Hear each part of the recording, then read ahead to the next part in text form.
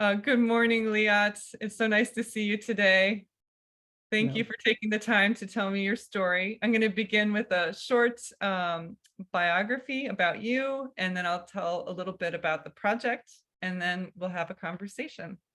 Liat Suvorov was born in Kibbutz Ein Dor, Israel, and now lives with her husband, son, 2 cats, and 2 dogs in Myersville, Maryland. She moved to the United States in 2002.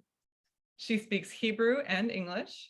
She has been a student at Montgomery College since August of 2020 and is majoring in general studies with a focus on English. She will transfer in the fall to Shenandoah University in Winchester, Virginia, and will major in English. In her spare time, she enjoys writing poetry, cooking, baking, listening to audiobooks, and going to baseball games with her son. A little bit of background for those who are watching this video. My name is Heather Bruce Satrom. I teach an ELAP, English Language for Academic Purposes, at Montgomery College. This project is called History in the Making, documenting stories of immigrant and refugee students at Montgomery College. The goal of the project is to help others better understand the experiences of immigrants in the United States, particularly at Montgomery College. Today is Monday, April 10th, 2023. You had a chance to read these questions in advance, but if at any point you don't want to answer a question, just let me know. We can skip them. If you need a break, that's fine too, and we'll take about an hour for our conversation. First, could you tell me your full name? Liat Suvorov. And do I have permission to record this interview? Yes, you do. And my first question is a very big question that could probably take your response could take a long time because it's a very interesting answer, but tell me a little bit about the place where you grew up. I was born and raised in Kibbutz Ein Dor in Israel in 1971.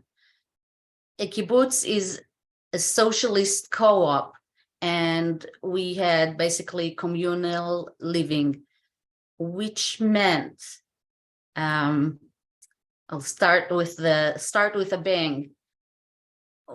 It wasn't like that in all kibbutzim, but the kibbutz I grew up in, the children, we did not live with our parents in the same house. And when say we did not live with our parents in the same house, that was when my mom came back from the hospital, when my twin brother and I were 2 days old. Because we were twins, they kept her at the hospital an extra day.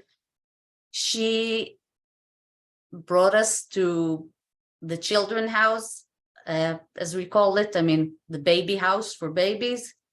And she left us there under the care of caregivers. We would see our parents when you're too small to walk by yourself. They pick you up from the children's house at 4 p.m. and we were returned to the children's house at 7 p.m. When you're a little older and you can walk by yourself, you walk to your parents' house and you get back to the children's house around 8 in the evening. So yes, we slept in the baby house. So basically it was a group of babies, my peers that were born around the same time I was. There was basically a big house, and we had caregivers that took care of us during the day. In Hebrew, it's called metapelet. It's, I think, literally you can translate it to a caregiver. And when your little mom would come and like breastfeed every 3 hours or so, actually, by the time I was actually a little later, nursing moms would get like a beeper, and the the caregiver would beep them if the baby cried and wanted to eat, and they would leave their work and ride their bicycle to the baby house to breastfeed. And I think if you haven't thought about it yet, why you might think, what were the sleeping arrangements? We slept in the baby house. It was a bunch of us babies at the baby house. There would be like a woman that would sit there overnight, but all the rest of the children, different age groups, lived in standalone houses. Generally speaking, we called them children houses. So the baby house was 0 to 1 year. All the other children by age groups lived in a standalone house, and after lights out, all the grown-ups, the caregiver would leave, and the children would be alone in that house overnight until about 6 or 7 a.m. in the morning. So it's like from 8 or 9 p.m. And yeah, I mean, the house that had the 1 to 2 years old would have, it was a very small place. When I grew up, from like 0 to 90, there were like 700 people. So in each year there would be maybe 6 to 10 babies. So the babies or the 10-year-old to 11-year-old age group in their house, we would be alone there. And it was the 70s, it was before cell phones and before very sophisticated communication systems. So the baby house was the only house where they had somewhere there overnight. And they had this very basic intercom system. So if someone cried in any of the other houses, so there were 2 ladies that would sit overnight in the baby house. So it was very, very basic intercom system. So let's say a child cries in the kindergarten. The night they were called night watch ladies. Interesting. They would hear a cry, but the system wasn't sophisticated enough back then to say even where. And let's say there were like 10 or 15 children houses, they would have to start hitting buttons. When they hit the right button, then they would hear the cry louder.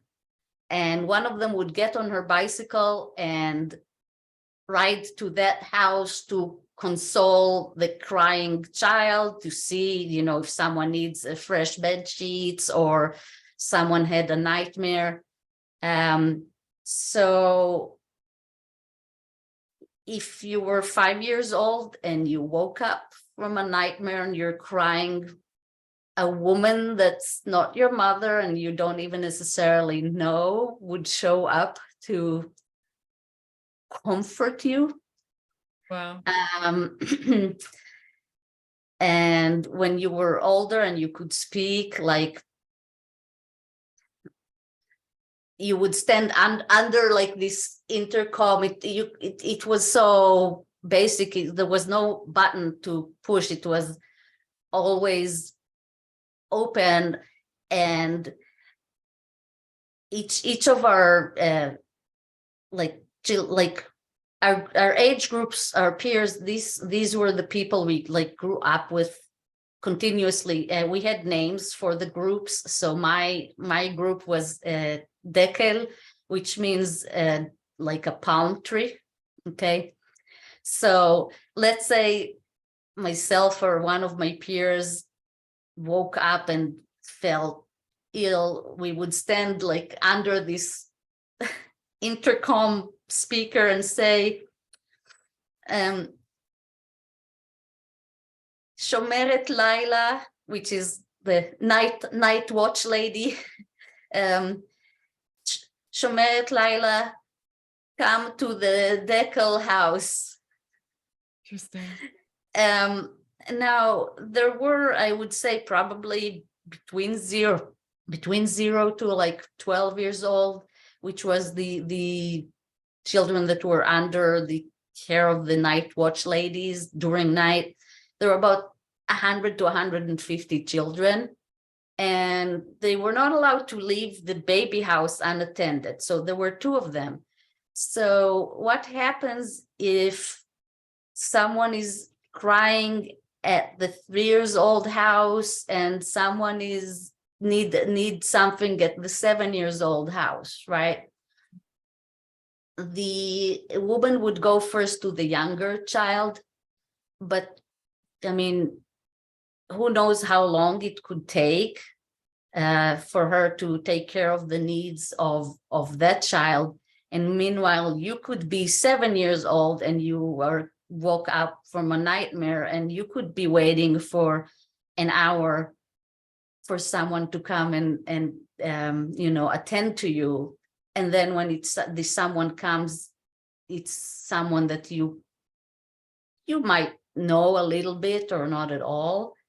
So yeah, that wasn't ideal, I would say. Now, we lived in a very rural environment. I keep saying that the night watch lady would ride her bicycle, because basically the whole community was a pedestrian community. All the houses were like standalone, spread over a certain area. My dogs just came in, so if you hear panting, that's not me. So the whole place was pedestrian zone. There were only sidewalks or lawns that we walked across. There were no roads for cars. There was no private property in the kibbutz. So if someone needed to go if someone needed to go somewhere, there was like a carpool that the cars belonged to the kibbutz. And by the way, when I say kibbutz, that's a general name for this type of settlement. It's like saying a city or a village or a town, okay? And kibbutzim is the plural. The private name of my kibbutz was Ein Dor, okay? So there was no private property, and the people who lived in the kibbutz did not get a salary. And people who lived in the kibbutz are called kibbutz members. The kibbutz was a voluntary society. It was founded by my grandparents and their generation out of socialist ideals. So if my grandparents, they founded the kibbutz, so of course they chose to live there. Now their kids, my mother, they didn't choose to live there. They were just born into it and grew up there. But as an adult, you had the choice to leave. So it's not an easy thing to do for many reasons, but the whole kibbutz was like, it was a voluntary structure. I lost my train of thought. Well, you were talking about how the kibbutz was founded. I found that very interesting. Could you tell me like what year it was founded and the people who were involved in founding it? My kibbutz was founded in 1948. which is when a lot of kibbutzim were founded, because that's the year the state of Israel was founded. The first kibbutz was founded in 1906, though. So it's way before the state of Israel. Now, the group of founders that founded my kibbutz, they existed as a group years prior to the formal founding of the kibbutz. There were main three sources of founding groups. They were called. Where did they come from? That's where I'm getting at. Great. Now, first of all, they were called Gar'in or Gar'inim. Gar'in literally means seed. So they were the seed groups. So there are three main groups that founded my kibbutz.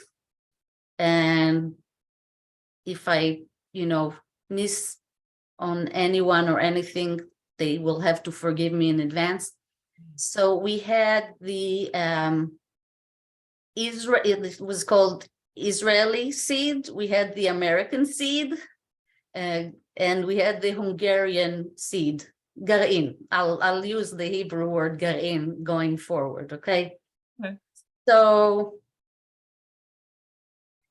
the most important thing is that all these people, Americans, Israelis, and Hungarians, they belonged to an ideological movement called Hashomer HaTzair, which literally translates into the young guard.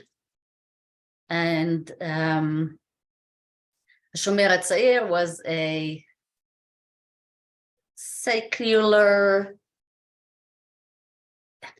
Jewish secular Zionist socialist movement. That's a lot of adjectives. That is a lot of adjectives. It wasn't a simple idea. So Shomer HaTzair started in the early 1900s, and it was a movement that believed in the main thing was socialism, and I think I wanted to say it goes without saying. It goes without saying to those who know a little bit about political movements that they were secular, because socialists were always secular. But it was also a Jewish movement and Zionist, and that's also not necessarily it doesn't mean that one has to go with the other. But yes, there were Zionists and established in Eastern Europe. So in different places, people who were members of a Shomer HaTzair movement would get together into groups, and the ideal was to immigrate to back then it was mandatory Palestine, and establish a kibbutz, a communal socialist settlement. For those who were in Israel, they lived in the cities. Their ideal was to move out of the city into this, cooperative living. So the Israeli Gar'in were people who grew up in cities in mandatory Palestine, and going forward, I will call it Israel. And the American group, I will actually leave them for last, because to me, that's the most interesting one. The Hungarian group were people who were in Hashomer Tzair even prior to the Holocaust. The people, of course, who have been in the group and got to found the kibbutz were people who survived the Holocaust. For many members of Hashomer Tzair, being members of Hashomer Tzair was what actually helped them survive the Holocaust, because there was some kind of organization there that they helped each other as much as they can. Sorry. Definitely the members of the Hungarian Gain were people that were all Holocaust survivors themselves. Maybe some were lucky enough to leave Europe before, but their families were. There definitely was not one person there who was not touched by the Holocaust. I mean, many of them had tattoos on their arms. There were Auschwitz survivors. And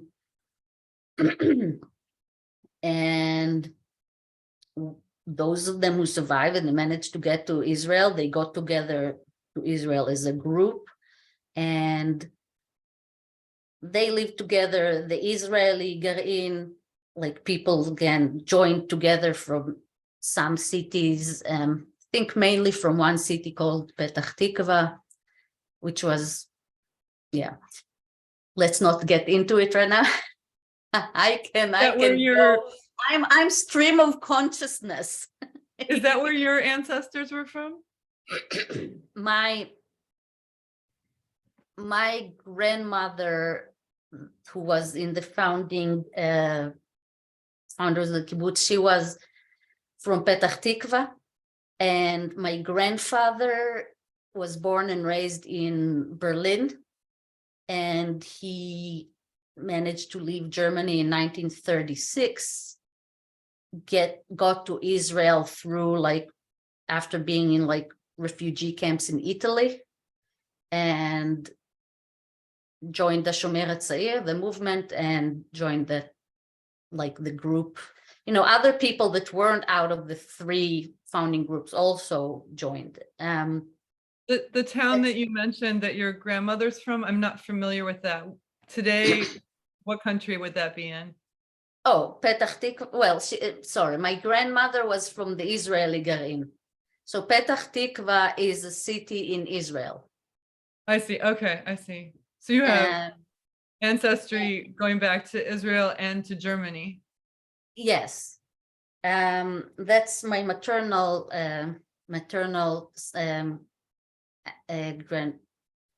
ancestry. We'll get into my dad later. My dad is not a son of the founders of the kibbutz. He immigrated to Israel later on. I'll talk about him later. Great. So here's why I left the American Garin for last. These were Americans. They were all at least second generation Americans. And they were members of a Jewish socialist Zionist movement, and they were born and raised in the US. Most of them were from Detroit and New York City area. The reason I'm saying I think these are the most interesting ones is because these are people that had comfortable living. They weren't like from rich families. Most of them were middle class, working class, like,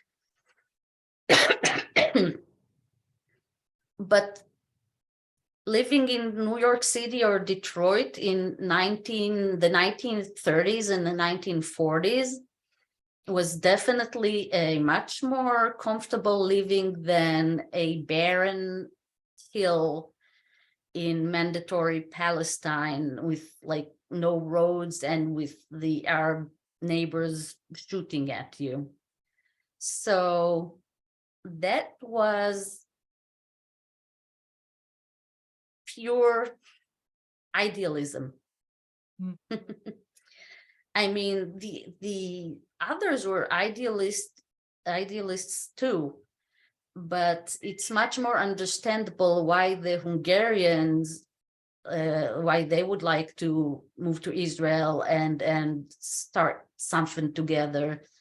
But yeah, the American guy, that's interesting. Now, definitely, there was a lot of influence by who established the kibbutz, about how the kibbutz went, because there are other kibbutzim, like neighboring kibbutz, that most of the people were from Argentina and South America.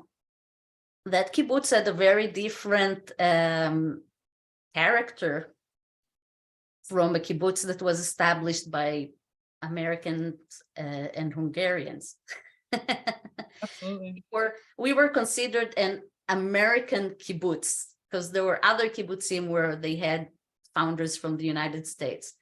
So if you want to help me focus a little bit, because the topic is so wide. I mean, there have been books and PhD theses that were written about it. I really appreciate the historical background that you gave. I think that was fascinating and really important. I would love to know a little bit about your experience growing up in this community, Children house. kind of like responsibilities you had. I can see advantages and disadvantages, and it's very different from the way you're raising your son. So I have so many questions, but I want you to tell me your story. Maybe you could tell me a little bit about when you were growing up, what kind of responsibilities you had. Yeah. So I will more generally speak about growing up as a child in a kibbutz, living in the children's house rather than with your parents. And I want to make a disclaimer here. I mean, it's obvious to anybody that I'm speaking about my experiences. Right. Because whenever someone speaks about their experience growing up in the kibbutz, or people who wrote books, it usually, a lot of other people who grew up in kibbutzim, it becomes very emotional, and each of us experienced it very, very differently. For many, it's traumatic. And you know, if I talk about my experiences, someone else could say it wasn't like that at all. And it's 100% true. It wasn't like that at all for them. So while it's obvious I'm talking about my opinions and my experiences, I want to stress it. I'm glad that you said that. I think that's an important thing to mention. And I think it's very important for all your interviews and anybody who watches anything, any of your work, to know that whatever one person says, it's 100% true for them. But it can only represent their own experiences. So don't think when you hear one immigrant talk about their country or one refugee talk about their experience, that now you know everything about that country or the immigrant experience or the refugee experience, okay?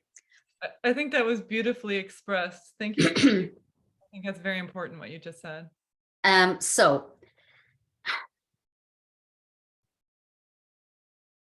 we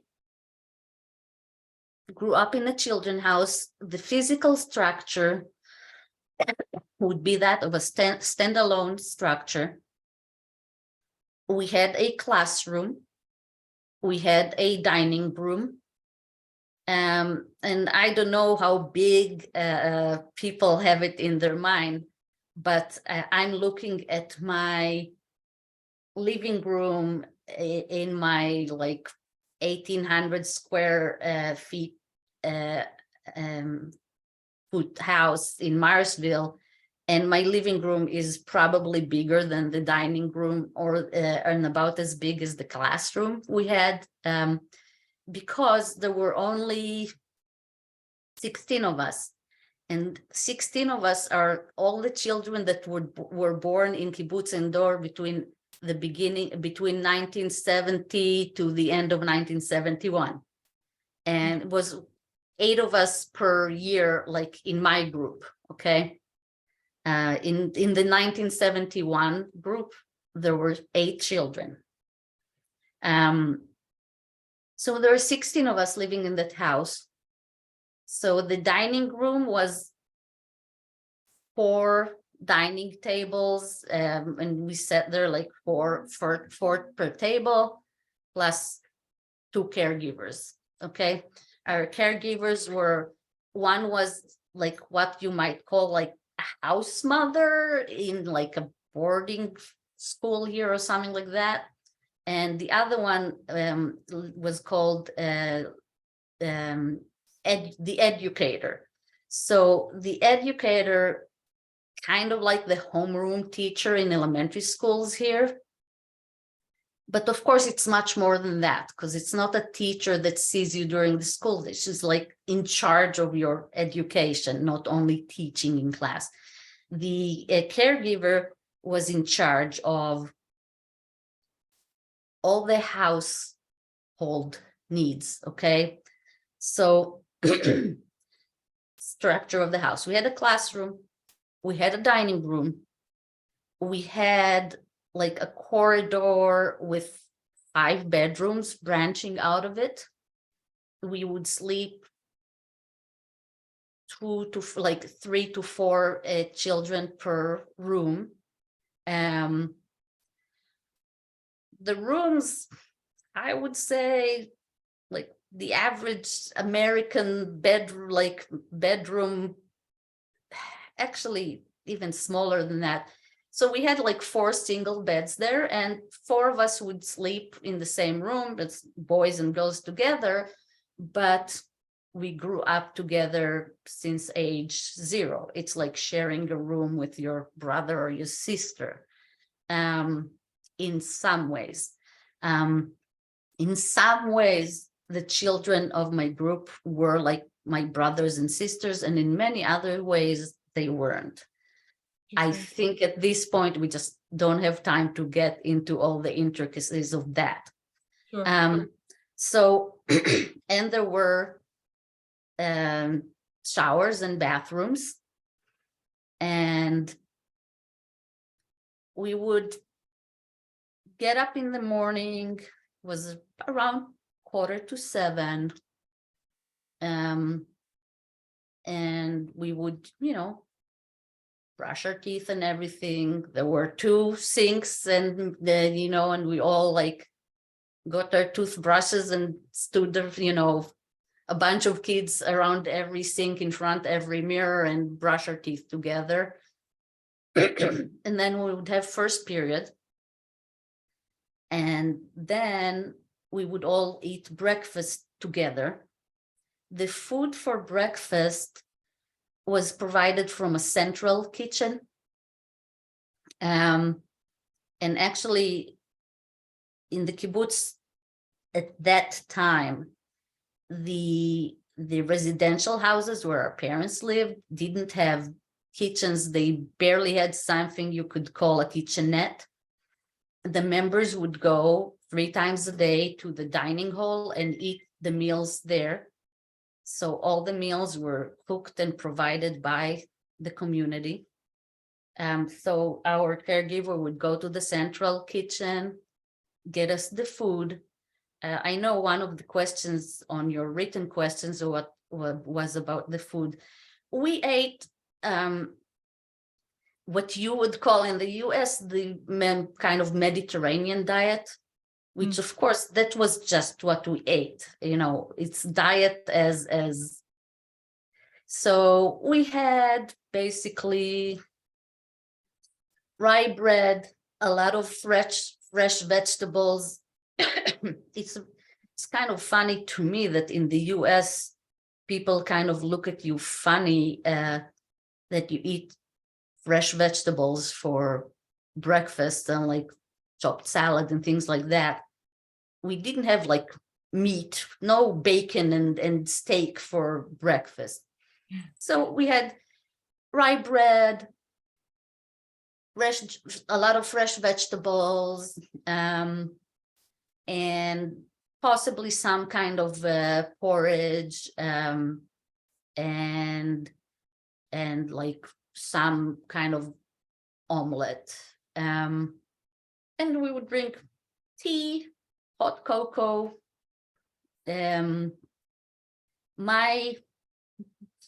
My breakfast, for as long as I can remember during my time at the children's house, is I would take a rye bread, smear some like salted margarine on it. We didn't have butter almost at all where I grew up. It was more expensive.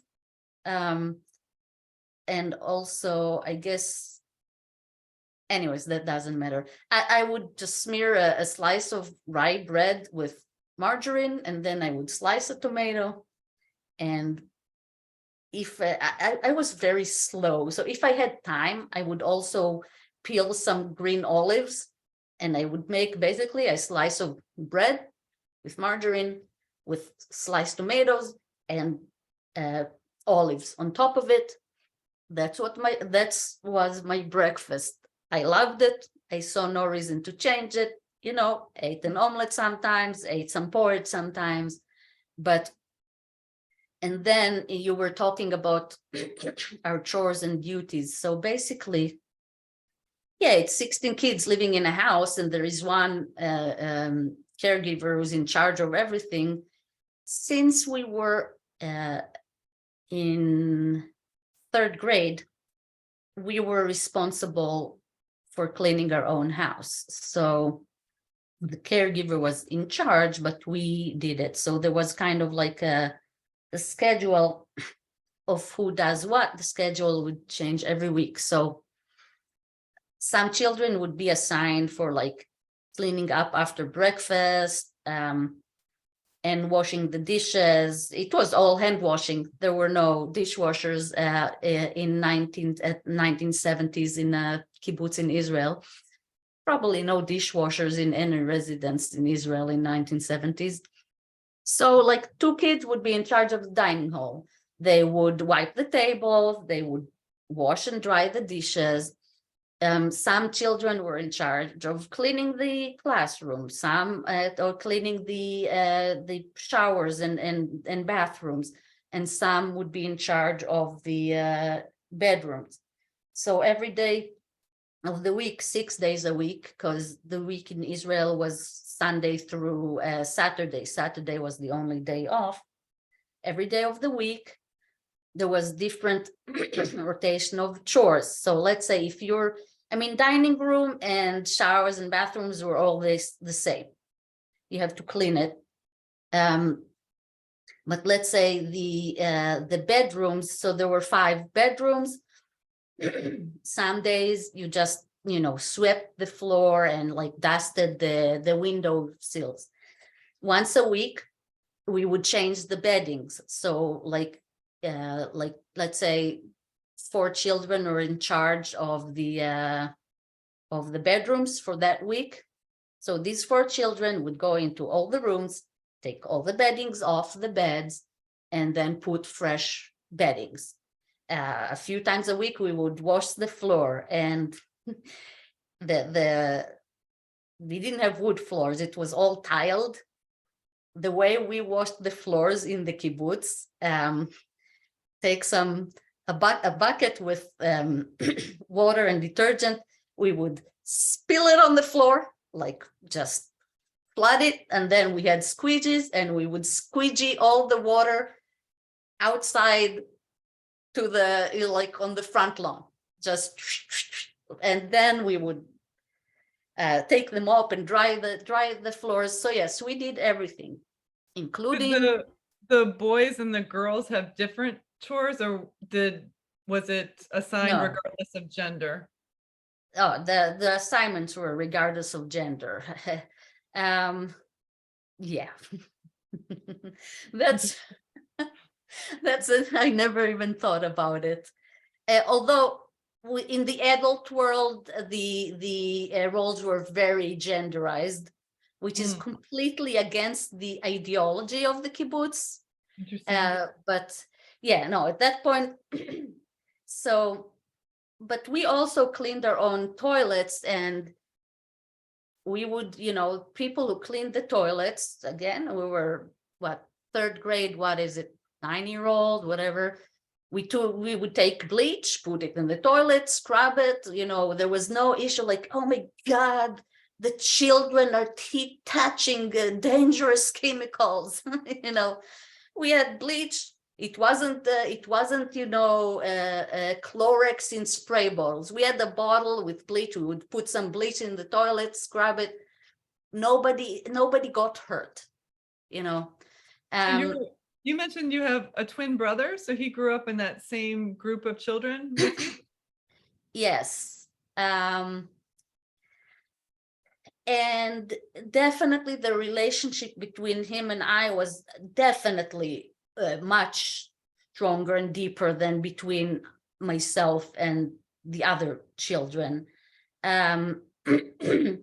He would protect me. I sometimes annoyed people.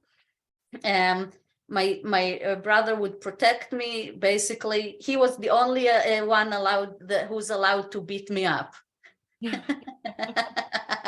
If someone else tried to, he had defended me. Now, how much time did you spend with your parents if they were living in a different house than you were living? So basically, you know what? I just want 2 more minutes about our duties. Sure, absolutely. Yeah, go ahead. So other than cleaning our own houses, oh, by the way, there was also folding the laundry. The laundry, like when we had dirty clothes, we would put them all in big, like cloth bags. It would be sent to a central laundry service, and we would get the clothes back in those cloth bags, but all like mashed up. So one of the duties was usually one child plus the caregiver. And by the way, all those chores was half an hour a day. Would sit there and fold laundry for 16 children and put it, each had their own cubbies, and there was labels with their names on the clothes. So yep, they would fold the laundry for 16 people, put it each in our cubbies.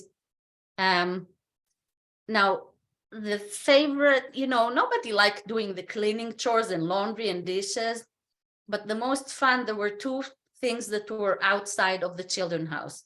We had a petting zoo and a library. So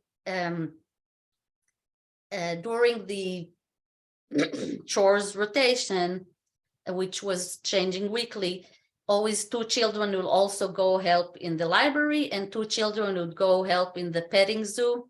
And help meaning, sweeping the poop from the goat shed and feeding the animals, whatever. So everybody always wanted to be on a library and petting zoo duty because it was much more fun.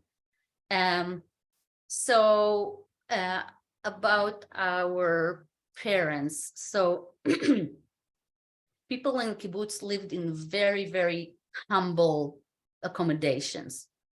The kibbutz members did not get a salary, but we did get everything from the community, not for free, in return for the work, okay? But basically the grown-ups worked and they got the house they lived. I mean, it wasn't their house, but it was, the houses belonged to the kibbutz. They got their house. There was a dining hall that provided all the food, and there was like a little bit of a general store, and that all the things that were considered essential like soap and toilet paper were provided. Again, I can't say free. It's like all included, included in the membership, were provided for no additional cost. And things like maybe chocolate and you know, like this you paid a little extra. Was there a big farm where all the vegetables were grown? Did you get the vegetables from there? So no, we had, there was, the kibbutz had a huge farm, but it was a commercial farm. Like basically my kibbutz specialized in a few crops. There was mainly melons, watermelons, cotton. These were the major ones when I was growing up, maybe some sorghum. And these would be sold, and the rest, the food for the kibbutz, would be bought from other. So no, we were not, the kibbutz, we were not like growing our own food. We had a huge dairy farm. Literally, there were more cows than people. Like, I mean, when I grew up, were like around 700 residents in the kibbutz, and you know, might be 800 or 900 cows. But even the dairy, like, it has also a lot to do with how Israel was at that time. All the dairy was basically sold to some kind of a co-op that belonged to the state of Israel, and then we would buy milk. We didn't even drink the milk that was produced in our kibbutz. Okay, come, Toby. I have to ask you a follow-up question on that. When I think about Israel, I think about a desert. And when I think about growing cotton and raising cows, I'm thinking about the water that would be needed. Well, your vision of Israel is very misconstrued and kind of you see, sorry, my It's nice to see your dog. Toby wants to participate. Yeah, I mean, your view is very like, it's based on a stereotype, but yeah, Israel, first of all, geographically, maybe half or a little bit more than half of Israel is a desert. But I grew up in the north, which is basically, it's called subtropical climate, which means we had a like dry summers. Like, it wouldn't rain between probably May to like October, and rain it's only raining in Israel in winter if we're lucky. But it's very rich, dark, heavy soil, trees, it's green. I mean, yeah, I mean, just, you can Google it. And now Israel has, because there is some kind of arid conditions, when Jews started settling mandatory Palestine, they started using very sophisticated methods of irrigation. So even in the desert in Israel, some crops grow very well, but I did not grow up in the desert. I grew up in a place that's nice and green and dark, rich soil. Thank you for describing that. That's very helpful. Also, but really, Jews in Israel developed very, very advanced agricultural methods that are like being exported to the whole world. But that's really digressing here. But thank you for clarifying that. Yeah, do you want to go back to, you were talking about the housing parents for your parents? Yeah. Yeah. So basically, the kibbutz members lived in very humble residences. So like when my parents just got married and had their first child, they lived in what you would call here efficiency. I mean, it's not even that, because there was no kitchen. It was a one-room apartment, and the shower and bathroom was shared between 2 units. Later on, we didn't call our parents' houses, we didn't call it house, we said our parents' room. And actually, up to a certain point, that was a much better description. So every day at 4 p.m., we would go to our parents' room. Well, let's say house. So basically, since you were like maybe 4, you would just walk by yourself, because, as I said, it was all pedestrian, and we also like very small community, everybody did know each other. So we would walk to our parents' house. We would be there between 4 and 7, later on maybe 4 and 8, and our parents will like hang out with us for those 3 hours. When I was little, there wasn't TV yet.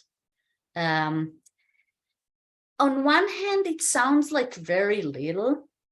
On the other hand, people in the kibbutz started working around 6 a.m. So by 2 p.m., everybody were already like, work 8 hours. I need a short break. Can you That's pause fine, or something? Yeah, let's pause it.